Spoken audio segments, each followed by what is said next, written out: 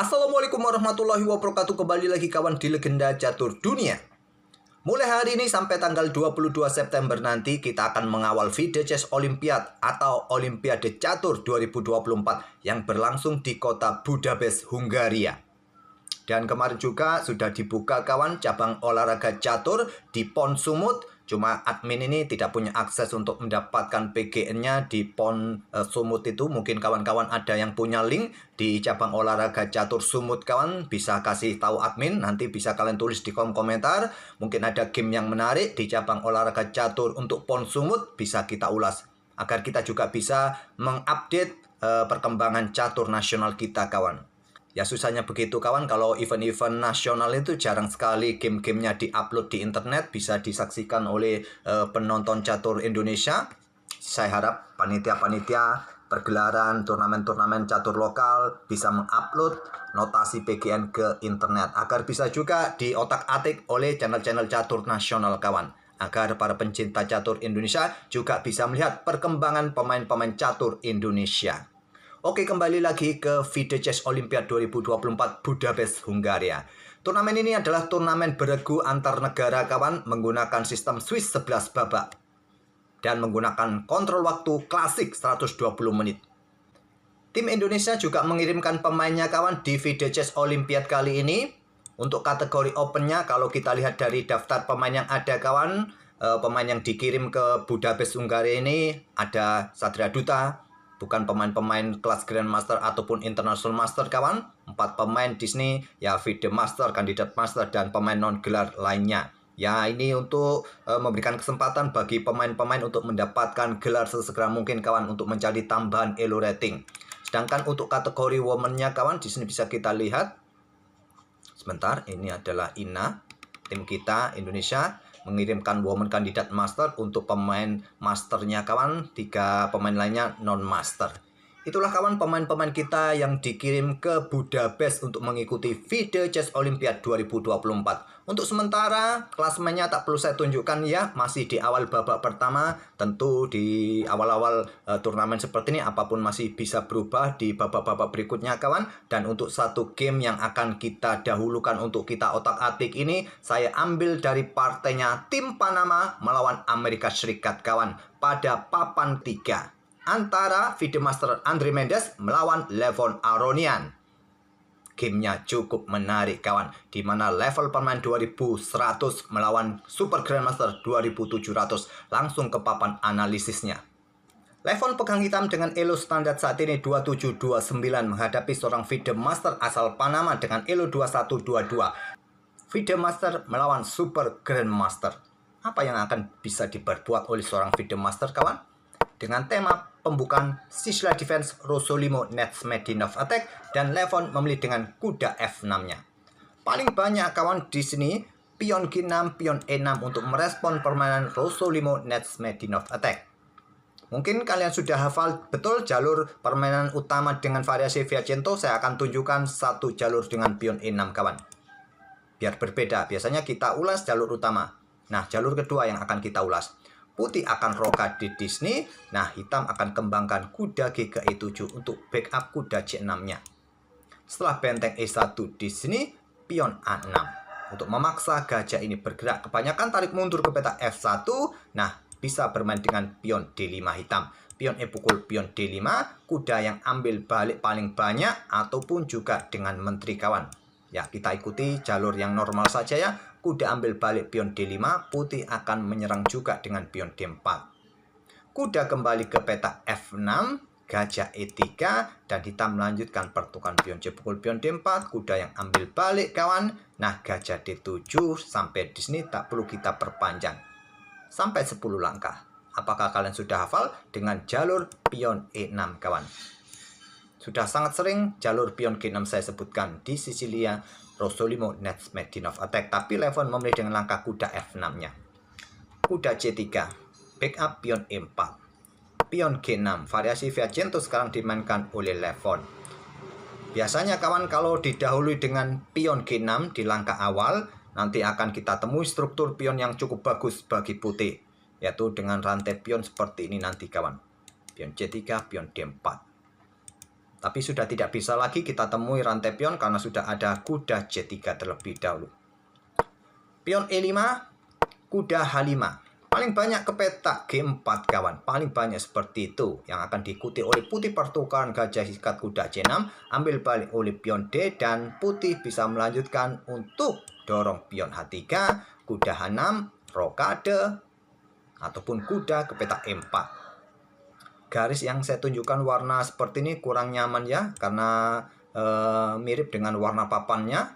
Kalau pakai warna biru kawan, saya gunakan 2 jari, ini juga agak sedikit repot.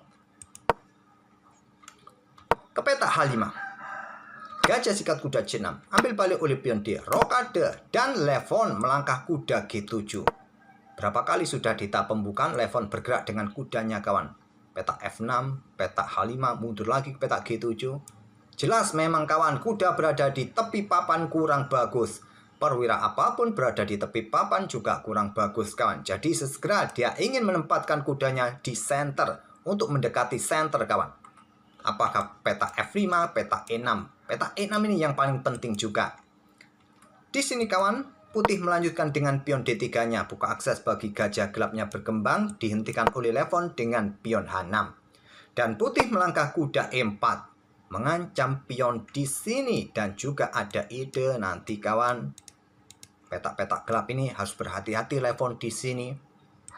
Pion B6, perkuat pion C5-nya. Ada benteng E1, harus berhati-hati di sini hitam. Karena kuda ini bisa sewaktu-waktu kawan melakukan ancaman pengorbanan, melakukan skak di sini. Targetnya apa? Targetnya jika ada perwira yang bergerak ke ruang gelap C7 ke petak G7 ini kawan, kuda melakukan skak, discover, ambil balik oleh pion, mengancam posisi perwira yang berada di area ini kawan. Di sini kuda F5, kuda ke E6, langkah kuatnya bagi hitam. Idenya ya tadi untuk blokade lajur E, yang bisa sewaktu-waktu kuda putih akan melakukan pengorbanan di ruang gelap petak E6, petak F6. Tapi levon memilih kudanya ke petak F5 dan pion C3. Langkah bagus dari putih kawan, idenya untuk perkuat petak D4-nya dari aktivitas kuda, ataupun juga berikan ruang pergerakan bagi menteri untuk keluar petak B3, petak A4 menyerang pion. Kuda G7 kembali kawan untuk menempati petak E6 merupakan opsi terkuatnya. Atau paling tidak gajah bergerak ke petak E6 langsung. Levon memilih dengan pion G5, langkah kesalahan. Menteri putih keluar ke petak A4 untuk menyerang pion. Di sini Stockfish menyarankan lepaskan pion ini, bermain dengan gajah G7. Dan putih mungkin tidak akan ambil pion ini karena ada gajah nanti. Putih akan dorong pion G4-nya untuk usir kuda, untuk meninggalkan petak D6 ini bisa diisi oleh kuda putih. Posisi putih dalam posisi menang. Seorang FIDE Master 2100 di tahap pembukaan sudah mempersulit levon Aronian. Levon memilih menterinya ke petak C7 kawan. Dan sekarang pion G4, levon korban kuda, menteri B7 karena kudanya tidak mempunyai ruang yang bagus lagi. Kalau ke sini kawan, ya kuda pukul kuda, ambil balik, tetap idenya adalah kuda D6 skak. Ambil oleh pion, maka pion pukul pion, discover check tidak akan mungkin diambil kawan. Raja bergerak kemana? Ke ruang gelap ke sini, maka ada skak garbuan nanti kawan. Ke ruang terang, tetap kuda ambil pion F7, ancam benteng temponya. Bergerak kemana? Diikuti pion skak, raja akan terpaksa keluar nanti. Sangat terekspos posisi raja ke depan nanti kawan. Apakah ke petak H7 di sini? Pion E6 skak, raja bergerak ke petak E8, bisa disusul dengan langkah gajah F4. Mengusir menteri, defleksikan menteri agar tidak menjaga pion ini, menteri siap meluncur juga. Sangat repot di posisi ini, posisi levon kawan, sangat repot. Ke petak G7 sama juga idenya. Kuda D6 skak, tetap kawan, idenya ke sini kuda itu. Raja ke D7, diikuti kuda ambil pion F7 ancam benteng, benteng ke H7, maka ada menteri ke E4, serang benteng di sini, jadi tidak mungkin benteng ke petak G8, ambil pion terlebih dahulu, geser sana geser sini, riwari ke sana ke sini kawan, dan pion ini bisa jatuh atau diambil menggunakan kuda yang ini kawan, atau menggunakan gajah sekaligus. Sudah kolaps betul posisi Levon. Jadi korban kuda, dia geser menterinya ke petak B7. Pion ambil kuda F5, gajah ambil pion F5, sekarang pion D4 untuk membuka ruang kawan. Memecah pion hitam di sisi menteri ini. Gajah G4 serang kuda, dan kuda mundur ke D2. Ada ide korban kuda di sini dengan cara pion D4. Nah, gajah ambil kuda, maka pion pukul pion, dan persiapan juga discover check. Kalau menteri ini bergerak ke petak C7 untuk blokade, giliran kuda ke D6 skak. Raja bergeser ke D8, kuda ke F7 skak, garbuan pada benteng. Tapi putih memilih kudanya lompat ke D2, kuda FD2, dan Levon melanjutkan dengan pion C pukul pion D4, kuda ke B3, Levon melanjutkan rokade panjang, dan baru pion C pukul pion D4. Raja digeser ke B8 oleh Levon, kemudian ada gajah D2 melanjutkan pengembangan, benteng juga siap mengisi lajur C ini nanti ke depan. Gajah tarik mundur ke D7, awas harus berhati-hati, ada ancaman discover. Nah, di sini ada opsi korban kuda kawan. Kuda B ke C5. Apa harapannya untuk membuka lajur B? Jika diterima, kalau Stockfish menyarankan tidak terima, kalau diterima kawan, maka ada gajah A5 serang benteng di sini, mengawasi ruang pergerakan menteri kawan, diikuti ambil balik nanti juga bisa mendapatkan ganti gajah D7. Oke. Memilih dengan langkah menteri mundur ke petak A3 ini cukup aneh juga untuk menempatkan menteri satu diagonal dengan gajah hitam kawan. Levon melanjutkan dengan gajah F5. Ada benteng AC1 untuk menekan pion yang di sini kawan. Dorong pion E6. Menteri naik kawan untuk menghindari serangan dari gajah untuk menekan balik pion ini. Benteng C8 pertahankan pion. Angkat benteng C3, persiapan doubling dan juga untuk awasi baris ketiganya. Raja digeser ke A8, kuda G3 serang gajah. Malah blokade akses benteng sekali lagi dalam posisi yang bagus. Pergerakan perwira-perwira putih ini patut dipertanyakan kawan. Tapi cukup bagus juga sebetulnya idenya untuk manuver-manuver. Berikan akses juga nanti pergerakan, ya kuda ini manuver kembali kah, kemanakah, entah ke sini nanti kah. Gajah H3. Sayangnya di sini kawan, kuda ke E4 langkah terkuat juga untuk kembali discover pada gajah di peta A3, memilih manuvernya ke peta F1 untuk discover pada gajah ini. Apa yang menjadi masalah? Masalahnya pada menteri. Ada serangan pion B5 dan menteri tidak mempunyai ruang yang bagus lagi kawan. Di sini putih memilih menantang pertukaran menteri dengan cara kuda A5. Kalau menteri ini bergerak ke peta A5, disusul Levon dengan langkah gajah B4. Dan akan terjadi seperti ini kawan. Menteri ambil gajah, pion menyusulnya untuk membuka juga serangan ancaman skak emas. Nah, terlebih dahulu di sini benteng ambil gajah, pion ambil menteri, diikuti dengan gajah ambil pion B4. Tanpa menteri, menurut engine, putih dalam posisi yang bagus masih mempunyai kans untuk menang. Tapi tanpa menteri cukup mengkhawatirkan ya bagi kita kalau main. Tidak realistis bagi pemain pos ronda seperti kita. Kehilangan menteri ibarat makan sayur tanpa garam. Lanjut kawan, di sini kuda A5 tadi. Pion ambil menteri. Kuda ambil menteri. Dan gajah sikat kuda F1 terlebih dahulu sebelum ambil kuda kawan. Raja ambil gajah F1. Raja hitam ambil kuda B7. Nah, sekarang kawan, permainan dalam posisi yang cukup level karena hitam akan kehilangan satu pionnya lagi di sini setelah benteng C4. Sepasang benteng ditemani gajah gelap masing-masing dengan jumlah pion yang sama kawan, gajah E7. Nah, sekarang level kembali jumlah pion. Benteng ambil pion A4.